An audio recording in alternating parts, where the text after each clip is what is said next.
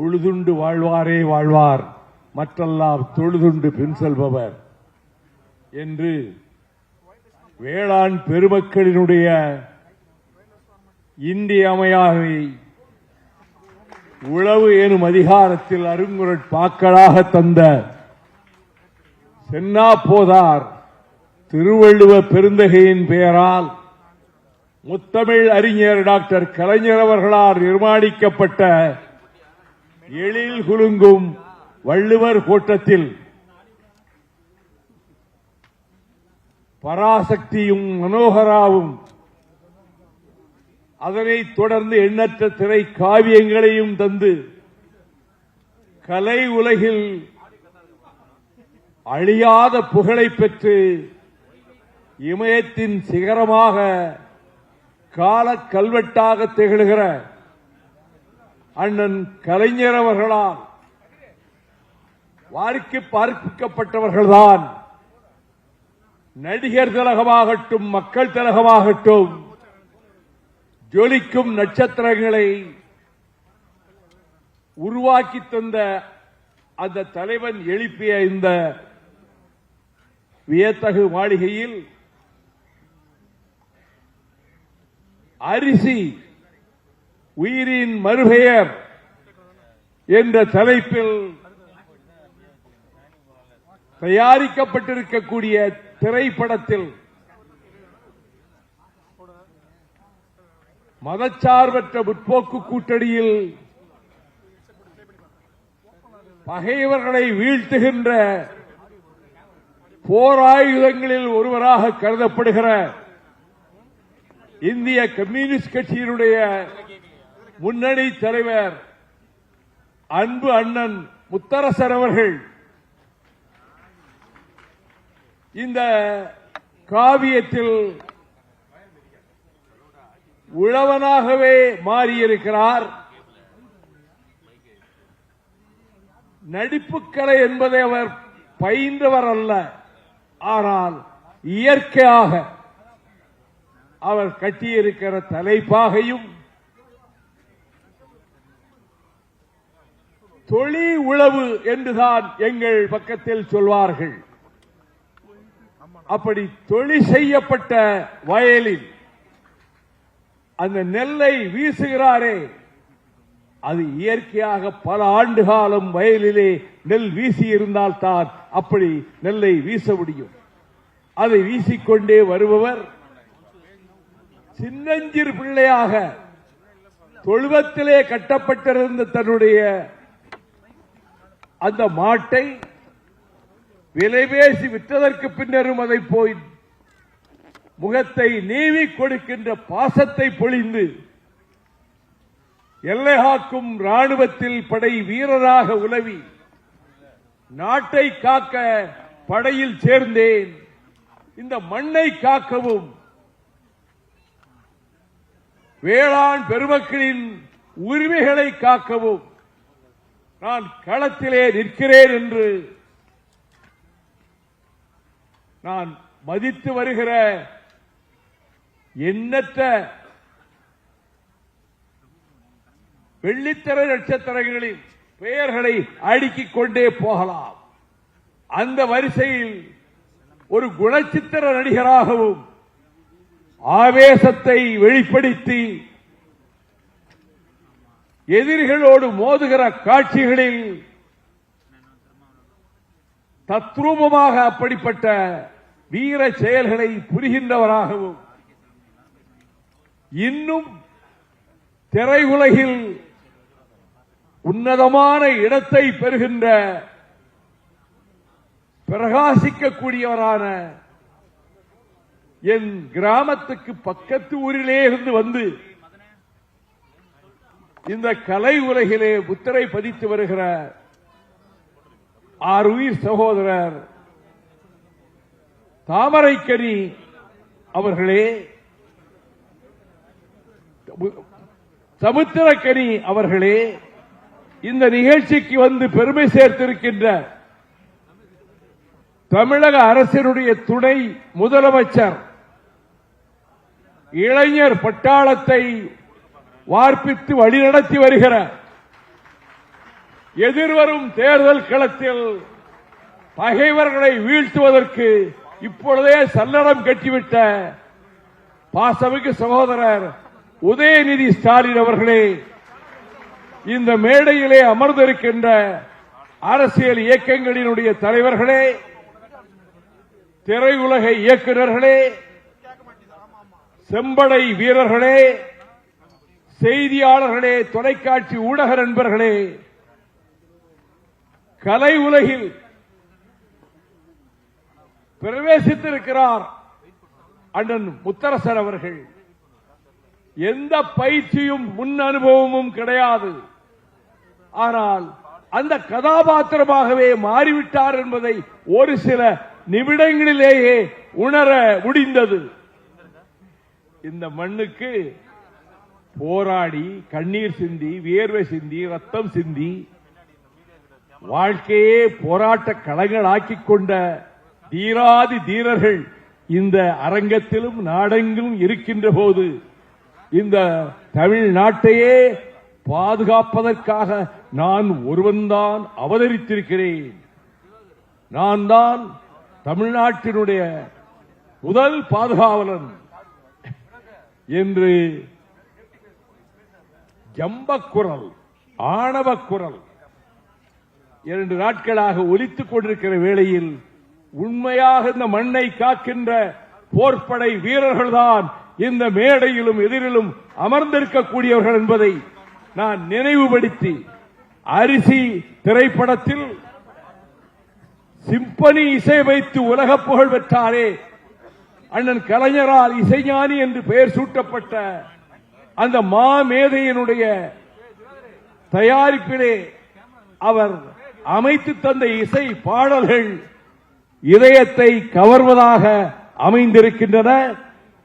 இந்த திரைப்படம் விரைவில் வெளிவரும் என்று நான் அறிந்தேன். அது மக்களின் ஆதரவை பெறும் என்று நான் நம்புகிறேன்.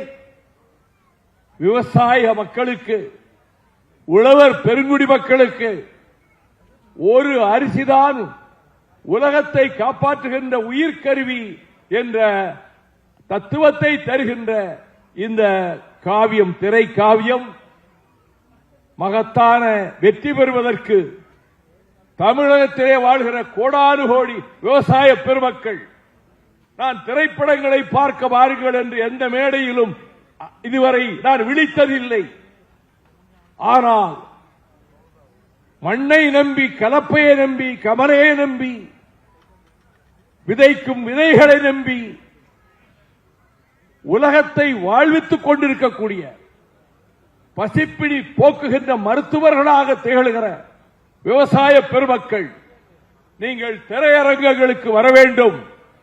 அரிசி உன்னதமான வெற்றி பெற்றது என்ற நிலையை விவசாயிகள் உருவாக்க வேண்டும். உங்கள் துயரங்கள், போராட்டங்கள் ஒரு பக்கம் நடந்து கொண்டிருந்தாலும் கலை உலகம் அரசியலையும் நாட்டின் தலைவிதியையும் தீர்மானிக்கின்ற இடத்தில் வேளாண்மை இருப்பதால், விவசாயம் இருப்பதால் இந்த காவியம் வெற்றி பெறும். இதிலே பங்கெடுத்திருக்கக்கூடிய அனைத்து நடிகர்களுக்கும் நான் என் வாழ்த்துக்களை தெரிவித்துக் கொள்கிறேன். நம்முடைய சமுத்திரக்கனி அவர்கள் இன்னும் உயர்ந்த விருதுகளை அவருடைய திரைப்படங்களின் மூலமாக, முதல் திரைப்படம் அவர் நடித்த திரைப்படத்தை பார்த்துவிட்டு அவர் ஒரு காவல்துறை அதிகாரியாக வந்து ட்ரெட்மில்லிலே அவர் அந்த நடை போட்டுவிட்டு கீழே இறங்கிய காட்சியை பார்த்துவிட்டு, யார் இந்த மனிதன், புதிதாக சினிமா உலகத்துக்கு வந்திருக்கிறாரே, இவரிடம் அசாத்தியமான திறமை இருக்கிறது என்ற உணர்வோடு அவரை சந்தித்த போது சொன்னார், உங்கள் கிராமத்துக்கு பக்கத்து கிராமத்தை சேர்ந்தவன், நீங்கள் பேசிய திராவிட முன்னேற்ற கழக மேடைகளை நோக்கி சைக்கிளிலே பல கல் தூரம் பயணித்தவன் என்று சொன்னபோது நான் மெய் சிலிர்த்து போனேன். வாழ்க இந்த திரைப்படத்தை தயாரித்தவர்களின் எதிர்காலம், சமுத்திரக்கனி அவர்கள் புகழ் பெருக, இயக்குனர் இன்னும் பல காவியங்களை தயாரிக்க வாய்ப்புகள் பெருக இந்த நிகழ்ச்சியில் கலந்து கொள்ளக்கூடிய வாய்ப்பை தந்த என்னை உயிராக நேசிக்கிற அண்ணன் முத்தரசன் அவர்களுக்கும் என் பாராட்டுக்களையும் வாழ்த்துக்களையும் தெரிவித்து வெல்வோம். அரிசி திரைப்பட வெற்றியில் மட்டுமல்ல, எதிர்காணும் தேர்தல் களத்திலும் நாங்கள் தான் வெல்வோம் என கூறி விடைபெறுகிறேன். நன்றி, வணக்கம். அரிசி திரைப்படத்தின் இசை மற்றும் ட்ரைலர் வெளியீட்டு விழாவிற்கு தலைமை ஏற்று உரையாற்றி சென்றிருக்கின்ற மாநில துணை முதலமைச்சர் அன்பு சகோதரர் மாண்புமிகு உதயநிதி ஸ்டாலின் அவர்களே, இந்த நிகழ்ச்சியில் கலந்து கொண்டு சிறப்பித்துக் கொண்டிருக்கின்ற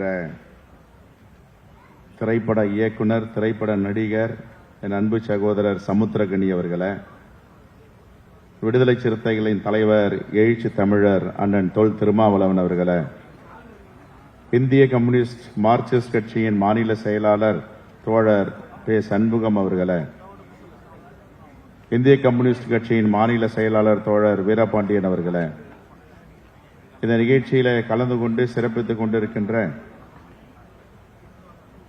வெற்றி இயக்குனர் அண்ணன் ஆர்.கே. செல்வமணி அவர்களே, மற்றும் இந்த நிகழ்ச்சியில் கலந்து கொண்டிருக்கின்ற இந்திய யூனியன் முஸ்லீம் லீக்கின் தலைவர் பேராசிரியர் தகைசால் தமிழர் ஐயா காதர் மொய்தீன் அவர்களே, சட்டமன்ற உறுப்பினர் அன்பு சகோதரர் பாலாஜி அவர்களே, மருத்துவர் ஷர்மிளா அவர்களே, மற்றும் நாடாளுமன்ற சட்டமன்ற உறுப்பினர்களே, எங்களுடைய காங்கிரஸ் பேரியக்கத்தின் துணைத் தலைவர் அண்ணன் சொர்ணா சேதராமன் அவர்களே, நாங்குநேரி சட்டமன்ற உறுப்பினர் அன்பு சகோதரர் ரூபியார் மனோகரன் அவர்களே, மற்றும் இந்த திரைப்படத்தில் நடித்திருக்கின்ற திரைப்பட நடிகர், நடிகைகள், இயக்குனர் மற்றும் எல்லோருக்கும் எங்களுடைய செங்கோடி ஏந்தி வந்திருக்கின்ற தோழர்களுக்கு வணக்கத்தை தெரிவித்து, இந்த திரைப்படம் என்பது ஒரு வெற்றி திரைப்படமாக மாற வேண்டும்.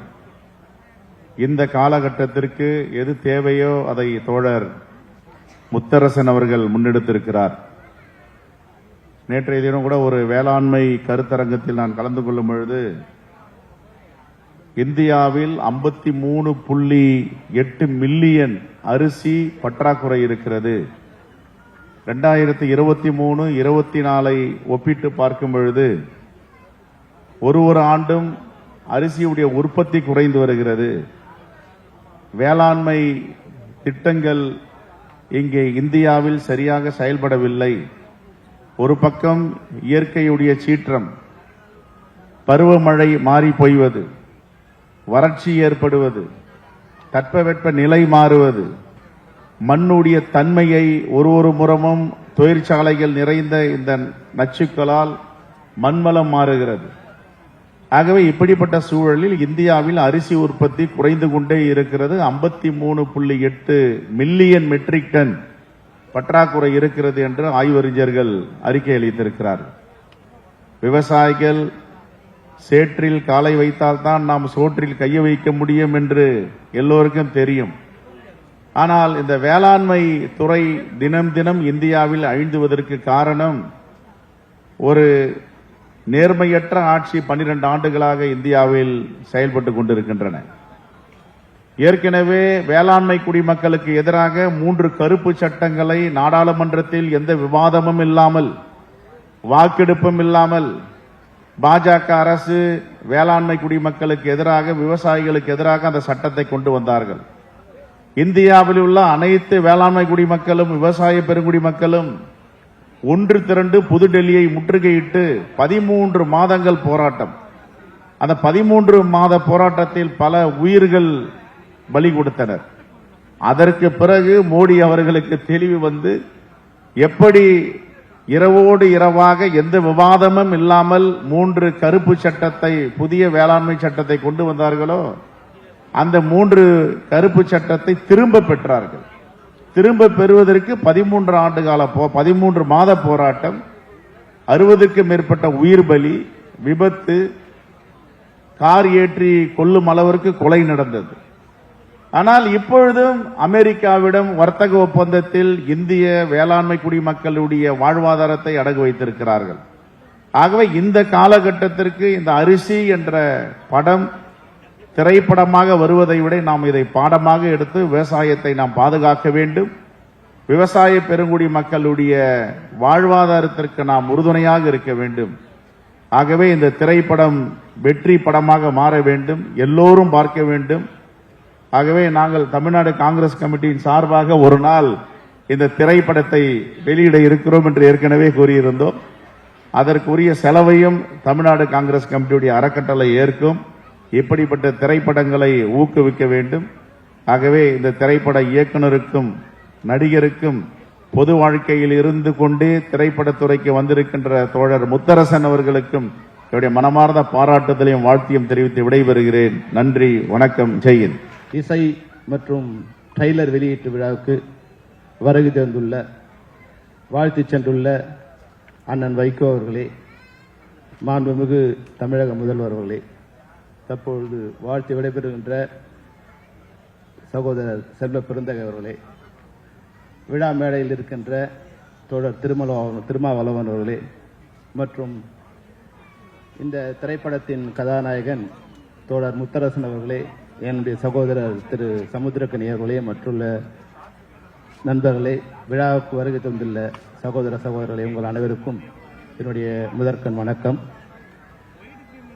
அரிசி திரைப்படம் ஒரு திரைப்படம் மட்டுமல்ல, தற்போது தமிழ்நாட்டிற்கும் இந்தியாவிற்கும் தேவையான ஒரு விஷயத்தை, அரிசி திரைப்படத்தை சகோதரர் விஜயகுமார் அவர்கள் இயக்கியிருக்கிறார். இந்த அரிசி திரைப்படமாக பார்ப்பதை விட நான் ஒரே ஒரு விஷயம் மட்டும் எனக்கு நினைவுக்கு வருகிறது. கம்யூனிஸ்ட் கட்சிகள் கலைக்கு தமிழ்நாட்டில் கையில் எடுத்திருந்தால் திராவிட இயக்கங்களே கூட தோன்றி இருக்கிறாது. நீங்கள் எல்லாம் கலையை கைவிட்டதால் தான் அதன் மூலமாக உங்களுடைய கருத்துக்களை தமிழ்நாட்டில் பரப்பி திராவிட இயக்கம் ஆட்சிக்கு வந்தது. காலம் கடந்தாலும் பெட்டர் லேட் தென் நெவர் என்பது போல கம்யூனிஸ்டுகள் இப்போ தற்போது கலையை கையில் எடுத்துக்கிறார்கள். தமிழக மக்களுக்கு கலையின் மூலமாக சொன்னால் மிக சிறப்பாக சென்றடையும். தற்போதுள்ள சூழ்நிலையில் திரைப்படத்துறையில் அரிசி போன்ற திரைப்படங்களை இயக்குவதோ அதை வெளிக்கொண்டு வருவதோ சாதாரண விஷயம் அல்ல. வெளியே வர முடியாத ஒரு சூழ்நிலை இருக்கின்றது. சகோதரர் செல்வ பெருந்தகை சொல்லும் போது மிக நல்ல விஷயத்தை சொல்லியிருந்தார். அதாவது அரிசி பற்றாக்குறை இருக்கிறது, ஆனால் விவசாய பொருட்களை மற்ற நாடுகளில் இறக்குமதி செய்தால் இருக்கின்ற விவசாயிகள் கூட செத்து போவார்கள் என்ற உண்மை யாருக்கு தெரிகின்றதோ இல்லை, இந்த அரசாங்கத்துக்கு இன்னும் தெரியவில்லை. அரிசி நமக்கு மிக தேவையான ஒன்று. கோதுமை நமக்கு உடம்பு சரியில்லைனா தான் கோதுமை தேவைப்படும். அரிசி தமிழ்நாட்டினோட உணவு. இந்த அரிசியை கோதுமை ஜெயிக்க கூடாது, கோதுமையை மக்காச்சோளம் ஜெயிக்க கூடாது. அதுதான் இந்த அரிசி திரைப்படத்தின் மூலம் நாங்க சொல்ல விரும்புற விஷயம். அமெரிக்காவில் நம்மள மாதிரி 10 சென்ட் 20 சென்ட் 30 சென்ட் வச்சுக்கிற குறுநில விவசாயிகளே கிடையாது. 1000 acre 2000 acre 3000 acre 100 acre 100,000 acre வரைக்கும் வச்சுக்கிட்டு விவசாயம் பண்றவங்க 1000 ஏக்கரை 2 விவசாய தொழிலாளர்கள் வச்சு வேலை செய்ய முடியும். கம்பேர் பண்ணும்போது நம்மளை விட அவங்களுக்கு உற்பத்தி செய்யற விலை ரொம்ப குறைவு. அந்த விலையோட நம்ம விவசாயிகள் போராட முடியாது. ஏற்கனவே நம்ம விவசாயிக்கு தகுந்த விலை இல்லாம செத்துக்கிட்டு இருக்காங்க. இதுல மார்க்கெட்டை விவசாய பொருட்கள் ஓபன் பண்ணி விட்டா விவசாயிகள் அரிசி பற்றாக்குறை போல விவசாயிகளும் பற்றாக்குறை ஆயிடுவாங்க. அதுதான் இந்த நாட்டோட நிலைமை. தயவு செய்து இது ஆளுங்கட்சி ஆளுறவங்க, மத்தியில் ஆளுறவங்களோ இதை சரியா உணர்ந்துகிட்டோம். இதுதான் அரிசி திரைப்படம் மூலமா, இந்த விழா மூலமா மக்களுக்கு நாங்க சொல்ல நினைக்கிற விஷயம். அரிசி நம்மளுடைய உயிர்னு சொல்லியிருக்காங்க. நிச்சயமா இந்த அரிசியை காப்பாற்ற வேண்டியது. அரிசியை மட்டும் இல்ல, அரிசி திரைப்படத்தை நீங்கள் பொதுமக்களாகிய நீங்கள், ஏன்னா நல்ல படம் வரலையே நல்ல படம் வரலையே நம்ம புலம்பிக்கிட்டே இருப்போம். ஆனா நல்ல படம் வரும்போது நம்ம வீட்டில் உட்காந்து ஓட்டிட்டு வந்தா பார்க்கலாம்னு நினைப்போம். அந்த நல்ல படங்களை நீங்க ஆதரிச்சாதான் அரிசி வரும், நெல் வரும், நம்ம சமூகத்துக்கு உயிர் வரும். அதனால் பொதுமக்களாகிய உங்களுக்கும் ஒரு பங்கு இருக்கு. அரிசி போன்ற திரைப்படங்களை நீங்கள் வரவேற்பு தந்து அதே படங்கள் போல நிறைய படங்கள் வருவதற்கான ஒரு வாய்ப்பை உருவாக்கி தர வேண்டும் என்று கூறி உங்களிடம் விடைபெறுகின்றேன். நன்றி, வணக்கம்.